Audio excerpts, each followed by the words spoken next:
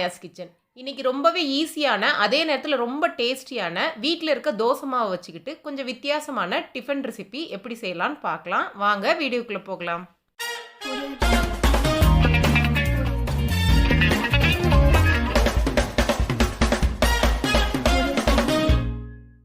First நம்ம masala ready பண்ணிக்கலாம். அதுக்கு ஒரு தோசைக்கல்ல வந்து ஒரு வெங்காயம் சின்ன சின்னதா கட் பண்ணி வச்சிருக்கேன். அத சேர்த்துட்டு கூடவே 2 டீஸ்பூன் எண்ணெய், 1/2 டீஸ்பூன் பட்டர் சேர்த்து நல்லா வதக்கி எடுத்துக்கோங்க. வெங்காயம் பார்த்தீங்கன்னா கலர் மாறி வதங்க வேண்டாம். கண்ணாடி பதம் வர்ற அளவுக்கு வதக்கி எடுத்துக்கோங்க. இப்போ வெங்காயம் பார்த்தீங்கன்னா நல்லா வதங்கிருச்சு. இதோடவே சின்ன சின்னதா கட் பண்ண ஒரு பச்சை மிளகாய், ஒரு தக்காளியும் சின்ன சின்னதா கட் பண்ணி அதையும் சேர்த்து வதக்கி எடுத்துக்கோங்க. தக்காளி பார்த்தீங்கன்னா நல்லா சுருண்டு வதங்குற அளவுக்கு இத நல்லா வதக்கி எடுத்துக்கோங்க. இப்போ தக்காளி பார்த்தீங்கன்னா நல்லா வதங்கிருச்சு. இந்த அளவுக்கு தக்காளி வதங்கினதுக்கு அப்புறமா 1/2 டீஸ்பூன் தனி மிளகாய் தூள், கொஞ்சமா மஞ்சள் தூள், 1 டேபிள் ஸ்பூன் இட்லி பொடி, 1/2 டீஸ்பூன் கரம் மசாலா, தேவையான அளவு உப்பு சேர்த்து நல்லா வதக்கிக்கோங்க. மசாலாவை ஃபர்ஸ்ட் நல்லா பெரட்டி விட்டதுக்கு அப்புறமா இந்த மசாலா கொஞ்சம் வேகிறதுக்கு இதில் கொஞ்சமா தண்ணி தொளிச்சுக்கோங்க. தண்ணி தொளிச்சு நம்ம மசாலா வதக்கும் போது பார்த்தீங்கன்னா மசாலாவோட பச்சை வாசனையும் மாறி வரும். அதே நேரத்தில் இந்த மசாலா பார்த்தீங்கன்னா நல்லா உங்களுக்கு தொக்கு மாதிரி கிடைக்கும்.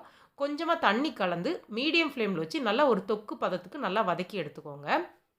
இட்லி பொடி சேர்க்கையுமே பார்த்தீங்கன்னா, நீங்கள் லோ ஃப்ளேமில் வச்சுக்கோங்க. எப்போவுமே இட்லி பொடி சேர்த்தா உங்களுக்கு கொஞ்சம் அடி பிடிக்கிற மாரி இருக்கும். இதை லோ ஃப்ளேமில் வச்சுட்டு நல்லா இந்த மாதிரி கிளறி தொக்கு மாதிரி ரெடி பண்ணி எடுத்துக்கோங்க.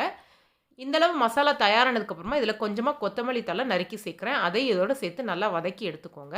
இப்போ இது எல்லாமே தயாராக இருக்குது. இந்த மசாலாவை பார்த்தீங்கன்னா 3 பாகமாக நான் பிரித்து எடுத்துக்கிறேன். இந்த அளவுக்கு 3 பாகமாக சமமாக பிரித்து கொஞ்சம் ஃப்ளாட்டாக ஆக்கி வச்சுக்கோங்க. இதுக்கு மேலே பார்த்தீங்கன்னா வீட்டில் இருக்க இட்லி தோசை மாவு இருக்குது பார்த்தீங்களா, அதை கவர் ஆகிற அளவுக்கு ஊற்றி எடுத்துக்கோங்க. இது எல்லாமே நல்லா கவர் ஆகிற அளவுக்கு ஊற்றி எடுத்ததுக்கப்புறமா இதுக்கு மேலே கொஞ்சமாக இட்லி பொடி தூவிக்கோங்க.